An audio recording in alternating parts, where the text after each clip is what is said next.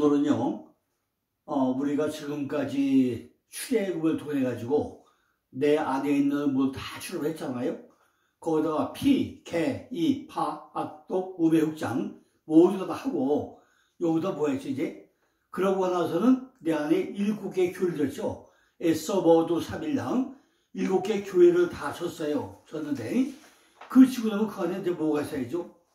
7개 교회 안에 모든 걸 주관하는 분이 바로 하나님, 우리 아버지가 그 안에 집중해서 들어와 있어야 되잖아요.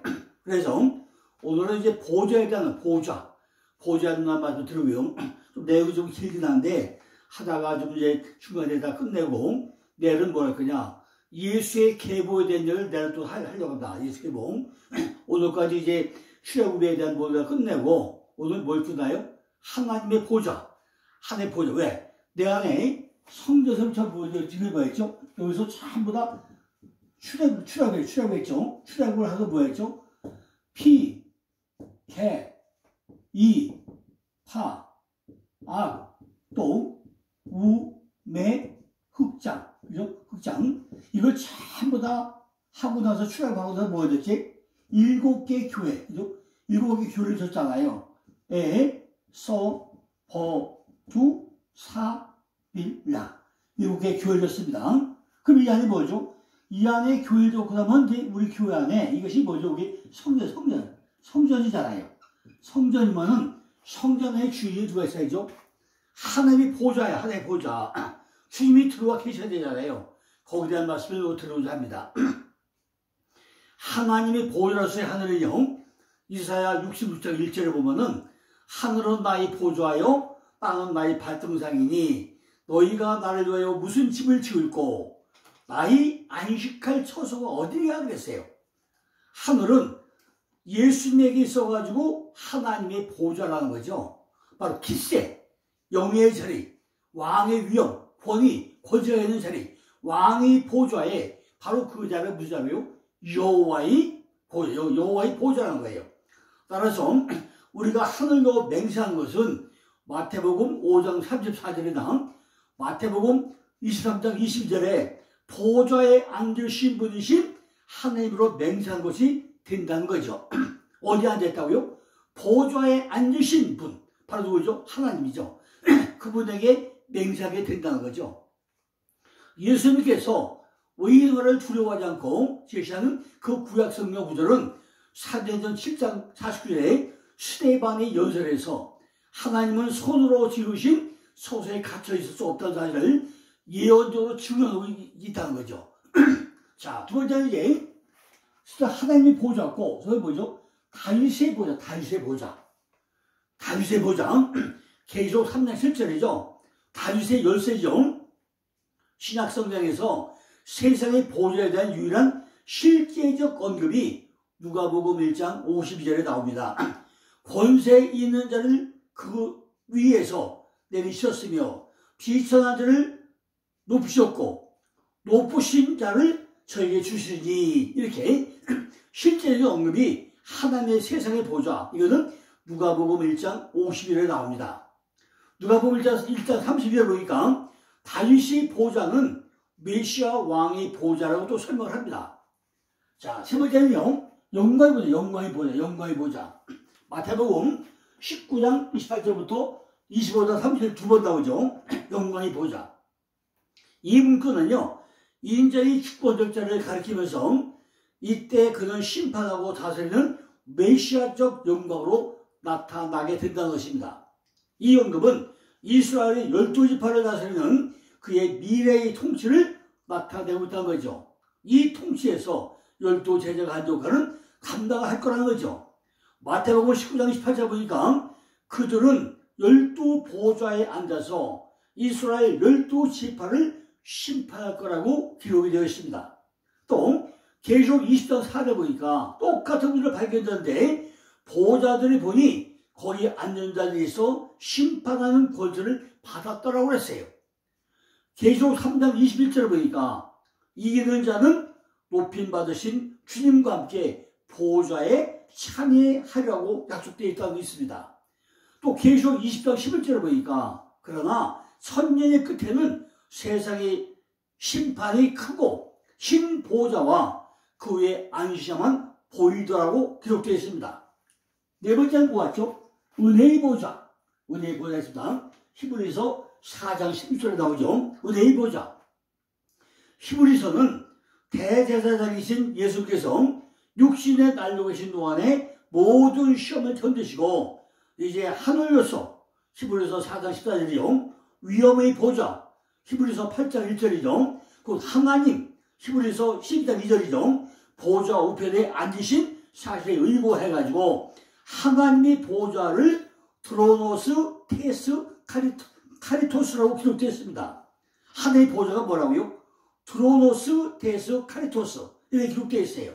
그것은요 은혜의 보좌로 불리는데 이는 긍휼 없는 심판보다 오히려 용서하는 은혜가 거기서부터 이제까지 흘러나오기 때문이라는 것입니다. 하나님의 보좌가 은혜의 보좌일지라도 여전히 그 주권적 위엄의 상징이라는 거죠. 다섯 번째는요 하나님과 또 어린 양의 보좌. 하나님과 어린 양의 보좌. 계속 4장 나오죠. 하나님의 주권적 위엄이 상징적 표현으로서의 하나님의 보좌는 계속 4장에서 보좌에 대한 환상의 핵심을 이루고 있습니다.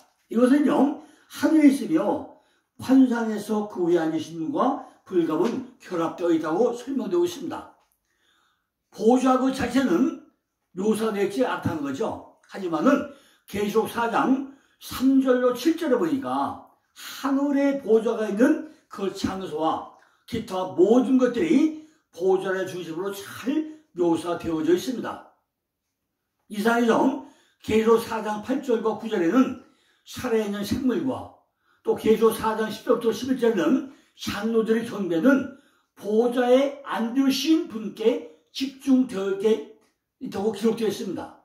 이 표현은 하나님의 창조주로서의 무한한 영광에 비추어 거의 하나님을 가리키는 하나의 명칭으로 기록되었는데 이것이 계시록 4장 9절 10절, 계시록 5장 1절부터 7절, 13절, 계시록 10장 15절, 계시록 20장 5절 이렇게 5번이 나옵니다. 따라서 계시록 5장 13절에 모든 피조물이 보좌에 앉으시니와 어린 양에게 경배를 드린다는 것보다 의미심장하고 땅에 거하는 자들이 심판을 두려워하며 계시록 6장 16절에 보좌에 앉으시니 낯에서와 어린 양의 진노에서 순교를 구한다는 것도 역시 그러하다는 거죠. 한편 계시록 7장 15절에서 흰 옷을 입은 무리는 하나님의 보좌 앞에 섰으며 17절은 보좌 가운데 계신 어린 양이 저희 목자가 되실 거다 이렇게 설명하고 있습니다. 계시록 22장 1절 보니까 생명수 왕이 하나님과 및 어린 양의 보좌로 나온다고 또 기록되어 있습니다. 종국에 하나님의 보좌가 땅으로 내려올 때 하나님과 어린 양의 보좌라고 불려지고 있다는 것입니다. 계시록 3장 21절을 보니까 이미 예수님은 그의 아버지의 보좌와 함께 하며 그는 이기는 자들에게 보좌에 함께 앉을 것을 또 약속해주고 있습니다.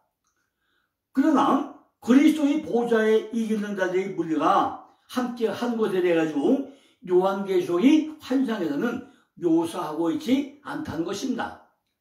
계시록 4장 4절에 24장로의 보좌는 하늘에서 다스리는 권세들이 자리라고 설명하고 있습니다. 그러나 계시록 4장 9절과 10절에는 그들의 통치권은 창조주로서의 하나님의 위엄과 관련해가지고 아무 의의가 없으면 그들이 보좌에 앉으신 자의 앞에 엎드리고 보좌 앞에 면류관을 던지는 사실에서 압도적으로 표현되어 있습니다. 그리고 세상 끝날에 하나님이 새로운 세계에서 하나님의 통치자라는 어린 양의 보좌라는 사실에서 더욱더 분명해진다는 것입니다. 그 여섯 번째 뭐죠? 이렇게 하나님의 보좌와 관세의 보좌와 영광의 보좌와 은혜의 보좌와 하나님과 어린의 보좌가 있는 것도 아니고 또 뭐 됐다고요? 사단과 심승의 보좌가 있다고요. 뭐가 있다고요? 사탄과 심승의 보좌가 있다는 거죠. 계시록 2장 13절 보니까 버가모 교회에게 보내는 편지에서 때로 순교를 당할 수 있는 핍박이 언급하면서 사탄이 거하는 이 도성에 사탄의 위, 바로 보좌가 있다고 또 설명을 합니다. 계시록 13장 2절을 보니까 사탄은 위를 가졌다고 또 전제하고 있습니다. 그러면요, 천사들의 계급으로서의 또 보전이 있대요. 뭐가? 천사들이 계급으로서의 보전이 있대요. 골로새서 1장 10절 보니까 만물이 그에게 창조되되 하늘과 땅에서 보이는 것들과 보이지 않는 것들과 혹은 보좌들이나 주관자들이나 청사들이나 권세들이나 만물이 다 그로 말미암고 그를 위하여 창조되었다고 또 설명을 합니다. 계시록 22장 4절 5절 보니까 그의 얼굴을 볼터이요 그의 이름도 저희 이마에 있으리라. 다시 밤이 없겠고 등불과 햇빛이 쓸데없으니 이는 주 하나님이 저에게 비추심이라. 저희가 새토록 왕노릇 하리로다 그랬습니다. 우리에게 비추는 것이 무엇이라는 거죠? 우리가 어떻게 예수님의 얼굴을 보겠냐는 거예요. 하나님의 영광의 빛을 어디다 비추었죠? 예수 그리스도의 얼굴에다 비추고 있잖아요. 우리들은 말씀 속에서 예수님의 얼굴을 보아야 한다는 거죠.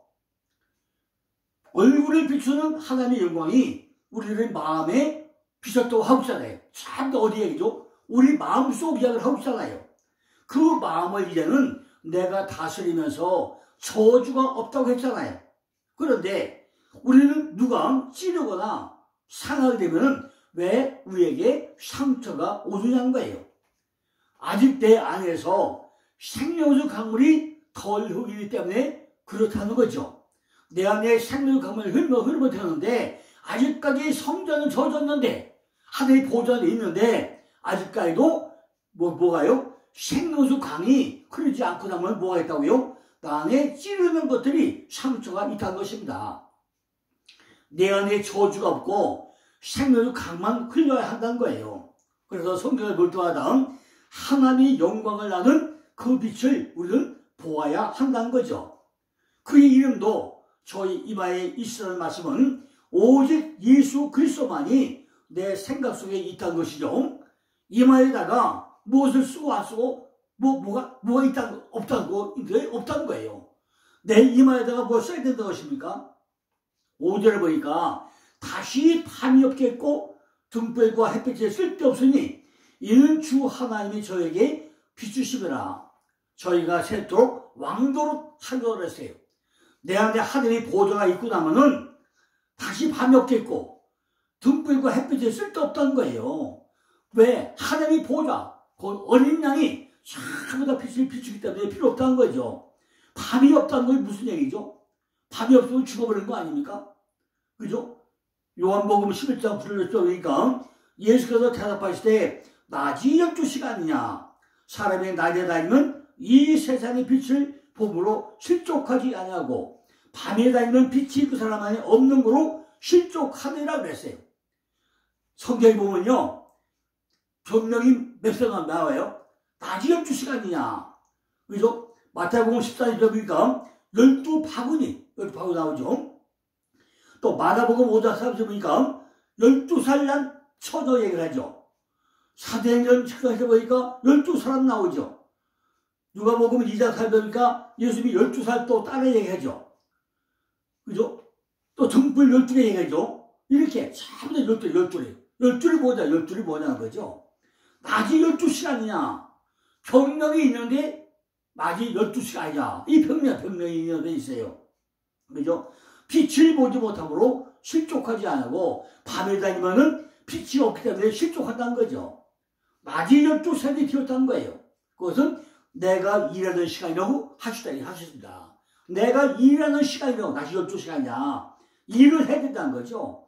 예수 그리스도께서 내 안에 들어오셔가지고 하나님의 뜻을 드러내기 때문에 밤이 없다는 거예요. 언제나 내 안에 주님이 계시다면 주님이 빛을 밝게 비치기 때문에 내 안에 밤이 없다는 것입니다. 그게 뭐예요? 내 생각은 전부 다 사라져야 된다는 거죠. 내 안에 육적인 속성은 전부 다 사라져 버려야 된다는 것입니다. 그래야 내 안에 뭐가 되죠? 낮이 돼, 낮이 된다는 거죠. 내 생각이 사라져야 된다는 거죠. 오직 그분의 뜻을 온전히 이루어 드리는 것을 밤이 없다고 이야기하고 있다는 거죠. 누구에게요? 온전하게 주님과 동행하고 나니까 내 생각은 전부 다 없어지고 주님과 같이 생활하는 그 모든 것들이 뭐예요? 낮이 12시라는 거죠. 오직 그분의 뜻을 온전히 이루어 드리는 그런 시간이라는 거죠. 이제는 등불과 햇빛도 쓸 데가 없게 되었다는 거죠. 왜? 우리 안에 하나의 보호자에 어린 영화만 있고 나면은 전부 다 밝은 빛이기 때문에 이제는 등불과 햇빛도 쓸 데가 없다는 것입니다. 우리들에게 결론적으로 이야기하는 것은 그 생명수물을 먹음으로 인해서 내 안에 생명나무가 섰으면은 그분들이 나를 다스리기 때문에 우리들도 그분들로 인하여 세세토록 왕노릇 할 수 있게 된다는 것입니다. 우리가 무엇을 붙잡혔든지 그분들이 종이 되잖아요. 종이잖아요. 그죠? 그러니까 그분들이 내 안에 있으면 아무것도 없던 거죠. 내가 무엇에게 붙잡히고 나면 그것이 종이 된다는 거죠. 우리는 누구에게 붙잡혔죠? 바로 하나님이 어린 양에게 붙잡힌 자들 아닙니까? 내가 가운데로 흘러가기 때문에 내 생각은 가운데로 흘러가고 그분들은 사이드로 전부 다 흘러간 것이 보인다는 거죠. 길 가운데로 흘러가는 말씀이 그냥 기록된 말씀이 아니라는 거예요. 세세토록 왕노릇 하는 것은 우리들을 향하여 하나님께서 소망을 주신다는 거죠. 내가 언제까지 종노릇 하겠느냐? 이제는 하나님 자체가 빛이 되어서 우리에게 비추니까 우리가 왕노릇 한다고 지금 말씀하고 있는 것입니다. 내 안에 전부 다 되겠죠.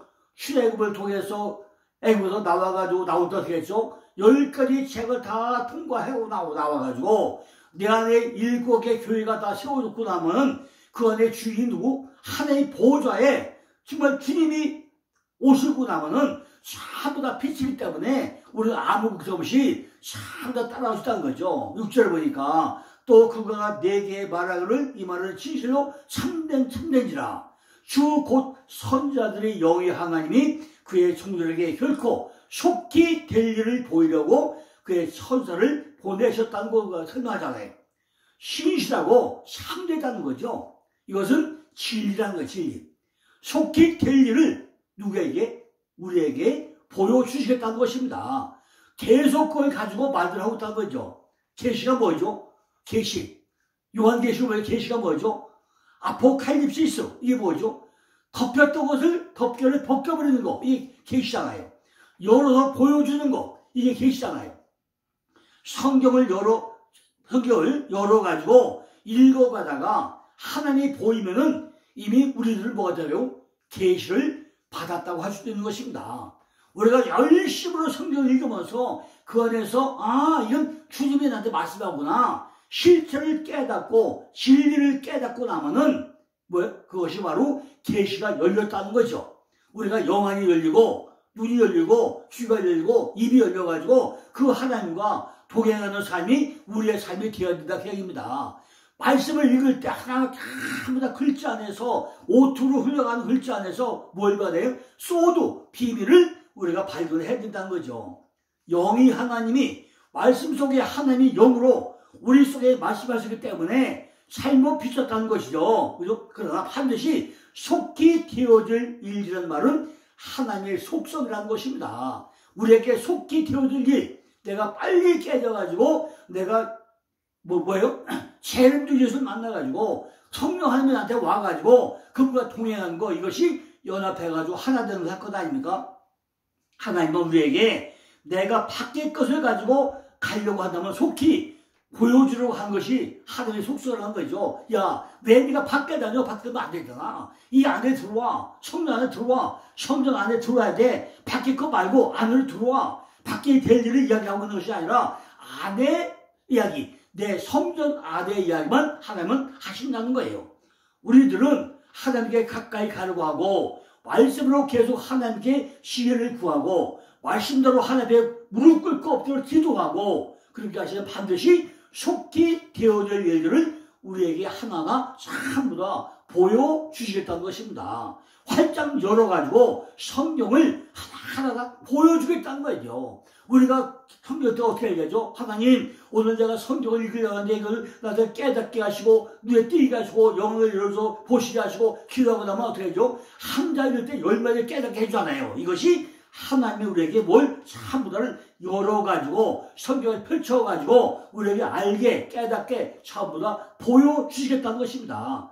속히 되어질 일들을 하나가 보여준다는 것은 다른 것이 아니고 말씀을 열어가지고 우리가 말씀을 읽을 때, 볼 때 우리에게 깨닫게 해 주시겠다는 것입니다. 천사를 보내드렸는데 천사가 여기 천사 아닙니까? 우리에게 영을 보내주셔가지고 우리들을 성도라 보낸 영을 통해서 성령이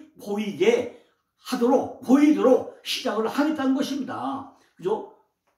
천사 우리 신부를 꾸잖아요. 우리에게 영으로 온 사람이잖아요. 그걸 통해가지고 우리에게 속히 되어질 일들, 이전의 신앙생활, 현재의 신앙생활, 성숙한 신앙생활, 평소 신앙생활, 어떤 신앙을 하고 있냐, 네가 어떻게 깨닫겠냐, 이걸 하나하나 우리에게 다 보여줘가지고 우리들을 영으로 볼 수 있도록 성경이 전부 다 열려서 볼 수 있도록 우리에게 보여주시겠다는 것입니다. 하나님께서 꼭 필요해서 하려고 할 때는 모르겠지만은 대부분의 사람들은 습관적으로 이렇게 신건 종이요 까만 거 글씨로만 읽어가고 있다는 것입니다.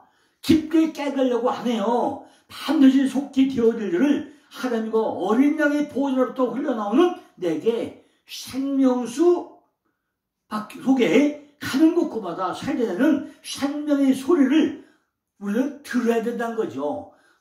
내 속에 있는 생명을 살려야 되는 그 소리를 들어야 되고 선지자에게 말했던 그 영의 하나님이 종들에게 선지자의 영을 보내주기를 통해서 우리가 깨달아야 된다는 것입니다. 실제로 보니까 보라 내가 속히 오르니 이 책이 예언의 말씀을 지키는 자가 복이 있다고 말씀하고 있지 않습니까? 그죠? 읽는 자와 듣는 자와 지키는 자가 복이 있다고 했잖아요. 우리가 성경을 열심히 읽고 또 열심히 듣고 열심히 지켜야 그 소드 비밀이 나한테 하나 열려가지고 성경이 열리고 영안이 열리고 귀가 열리고 입이 열리고 알겠습니까? 헬라 원어용 미래가 아니라 참 뭐죠? 현재형으로 쓰여져 있습니다. 지금 오시고 있는 것이 아니라 이미 우리에게 오셨지만 아직 완전히 내 안에 정착하지 않을 수 있다는 것입니다. 내가 문을 열고 받아들여서 내 집에 주님을 모셔야 되는데 아직도 그렇지 못한 사람들이 허다하게 많다는 것입니다. 성령이 예수님이 부활 후에 하늘 올라갔잖아요. 다시 지금 마가탑으로 왔잖아요. 그럼 그 하늘로 누구한테 와야죠? 나한테 온 게 재림이잖아요. 나한테 와야 되는데 아직 안 받아들인다는 거예요. 그죠? 하늘 보자 그래서 내 안에 없다는 거예요. 그러니까 주님이 이 마음 성전에 거할 수가 없으니까 나는 내대로 열심히 생활을 한다고 하는데 그저 교회만 왔다 갔다 하는 뜨내기 시대가 많다는 거죠. 내가 주님을 받아들여서 그분의 지배와 통치와 권위를 받아들여야 되는데 안 한다는 거예요. 그래서 우리는 뭐죠? 알아가지고 지켜야 된다는 거죠. 근데 모르면 어떻게 지킵니까? 그렇다고 우리가 너무 모르면 안 되고 수준대로 자기 나름대로 수준대로만 알고 있다는 거예요. 사람들 각자 다 나름대로 자기 수준대로만 안다는 것입니다. 그래서 영의 말씀을 자기의 수준에 맞춰가지고 은혜대로 자기가 판단해서 지키는 자가 복이 있다고 또 이렇게 또 착각 속에 살아가고 있다는 것입니다.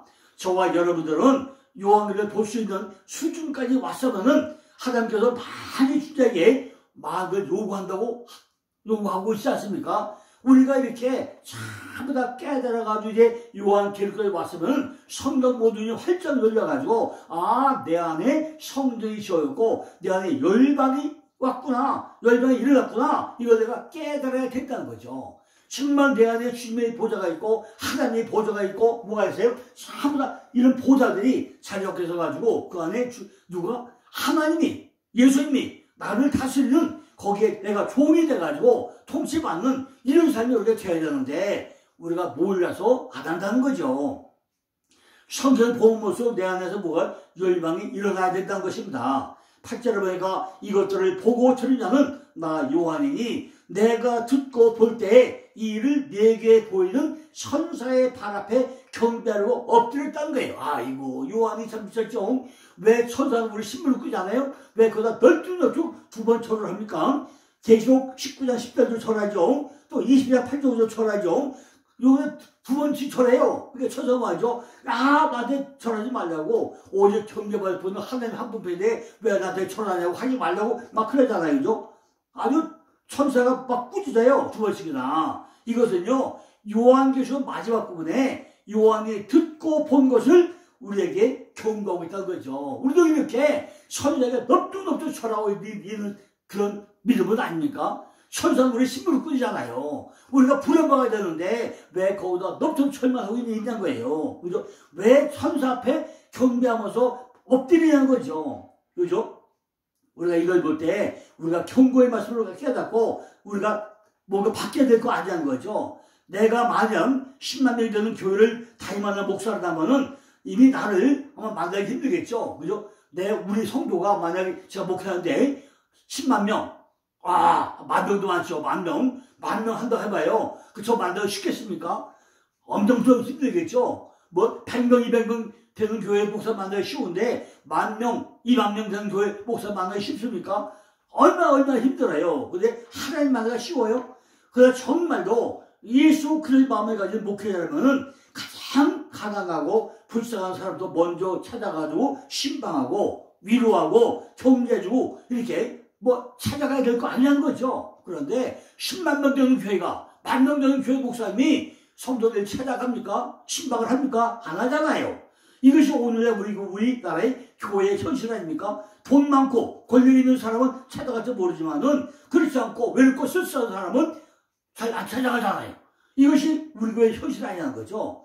구절에 보니까 저가 내게 말하기를 나와 너와 내 형제 선자들과 이 책의 말을 지키는 자들과 함께 된 종이니 그리하지 말고 오직 하나님께 경배하라고 누가 천사가 말하고 있다. 천사가 나한테 절하지 말고 이렇게 내 속에 있는 군사들에게 참 나가서 위로하고 격려하고 이렇게 하라는 거예요. 이 천사의 주장은요, 유일한 여호와 신앙에 대한 강력한 증거라는 거죠. 즉 천사 자신은 계시의 전달자일 뿐이지만은 계시의 수요자가 아니면 사람과 함께 하나님을 경배할 것인지 경배받을 자가 누구인지 우리에게 정확하게 알려준다는 거죠. 그렇기 때문에 오직 하나님께만 경배하라고 천사가 우리에게 말하고 있다는 것입니다. 나는 신부님께서 나한테 절하지 말고 정확히 깨달아가지고 네 안에 어떤 사건이 있는지 정말 하나님께만 여호와께만 경배하라고 천사가 우리에게 경고하고 있다는 것입니다. 오늘 계시록 끝내면서 그것이 우리에게 주는 마지막 경고라는 거예요. 선택받은 자들은 어떤 초자연적인 존재에도 경배를 드리지 않는다는 거죠. 오직 하나님만이 영광과 권능과 소돔에 합당한 분이라는 거예요. 한 분밖에 없다는 거죠. 하늘에 있는 어떤 존재도 하나님의 자리를 대신할 수 없다는 것입니다. 오직 하나님에게만 경배를 드리라는 거예요. 이렇게 하나님께 예배하는 것은 하늘에 있는 선택받은 자들이 특권이라는 거죠. 우리가 정말 예수 믿으면서 내 안에 있는 주님, 그분과 동행한 것이 오직 우리에게 준 특권이라는 거죠. 10절을 보니까 또 내게 말하되 이 책의 예언의 말씀을 인목하지 말라. 때가 가깝다 그랬어요. 점점 눈이 열리면서 하늘 보는 문이 점점 가까워졌다는 거죠. 우리들은 계시록을 열심히 연구해가지고 우리들 생활의 산 교훈으로 삼아야 한다는 거죠. 이 말씀은 시간적인 개념을 말하는 것이 아니죠. 영원의 말씀, 이 기록된 하나님의 말씀을 점점 인목하지 않냐고 열어가지고 보이는 것이 지금 가까워졌다는 그런 이야기를 하고 있는 것입니다. 11절을 보니까 불의를 하는 자는 그대로 불의하고 더러운 자는 그대로 더럽고 의로운 자는 그대로 의를 행하고 거룩한 것은 그대로 거룩하게 하라고 그랬죠. 우리들은요 자기 수준밖에는 갈 수 없다는 것을 지금 이야기하고 있는 것입니다. 듣는 사람은 자기가 듣고 싶은 것만 자기 수준에 맞게 골라가지고 듣는다는 거예요. 하나님 말씀을 듣는다고 듣는데 자기 수준과 자기 과정 맞는 단계 거기만 찾아듣는다는 거예요. 더 진도가 안 나가. 심지어 회개라는 부르심도 어느나 더 이상 틀리지 않는다는 거예요. 그래서 한 번 회개하면 이제 또 회개합니까? 안 한다는 거예요. 사람들이 변화의 기전을 가져보려고 노력하지만은 가능하지 않다는 것입니다. 열심히 노력해서 변화되려고 했어야 되는데 성경을 열심히 읽으면서 눈이 열려가고 해야 되는데 안 한다는 거예요. 요한계시록에 나타난 회개의 부르심, 하나님과 같이 거룩하게 되라는 부르심은 어느 날에는 그치고 만다는 거죠. 그죠? 그래서 우리가 열심으로, 그죠? 읽는 자와 듣는 자가 복되다는 게 깨닫고 읽고 듣고 해야 된다는 거죠. 이는 한 날에 사람들이 갑자기 의로워지는 것이 아니라는 거예요. 의로워지는 것이 쉽습니까? 날마다 노력하고 해야 의로워지지 그냥 의로워지는 거예요. 거룩한 자들은 그대로 거룩한 자들이 됩니까? 안 된다는 거죠. 거룩하게 되려고 노력을 해야죠. 하나님이 원하는 그 수준까지 가는 동안은 불의를 행할 수밖에 없다는 거죠. 앞에서 전한 사람은 다 알고 있는 것을 전달하기 때문에 문제를 알고 싶지만은 듣는 사람은 아무런 준비 없이 듣고 그것까지도 자기가 듣고 싶으면 골라서 듣는다는 거예요. 다 안 들어. 내 입맛에 맞으면 골라 듣는다는 거죠. 그죠? 말씀대로만 보면 하나님은 참 이상한 하나님이죠.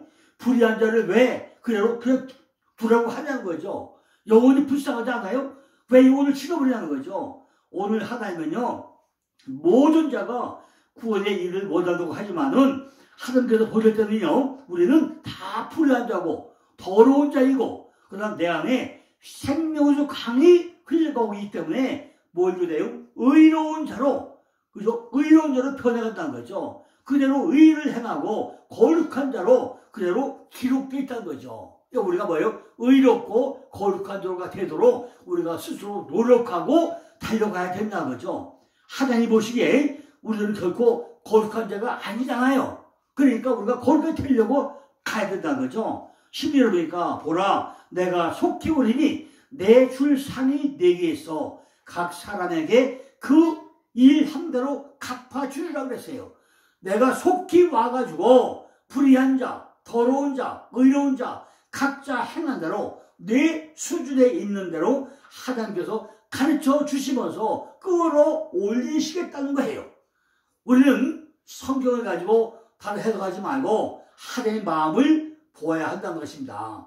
하나님이 영으로 우리에게 말씀하고 있잖아요. 그러니까 그 말씀을 깨달아 가지고 속기 와서 우리에게 말씀하는 그 하나님을 잘 깨달아 아는데 하나님 말씀을 뭐라 해죠? 13절이니까 나는 알파 오메가요 처음과 나중이요 시와 끝이라 했어요. 그러면서 시작도 내가 했으니까 끝마침도 내가 하겠다 이렇게 우리에게 말씀하고 있습니다. 여러분 우리가 정말 요한계시록 왔으면은 이제 뭐하죠? 우리가 정말로 이렇게 우리가 바로 깨닫는 그래서 우리가 있어야 되지 않겠습니까?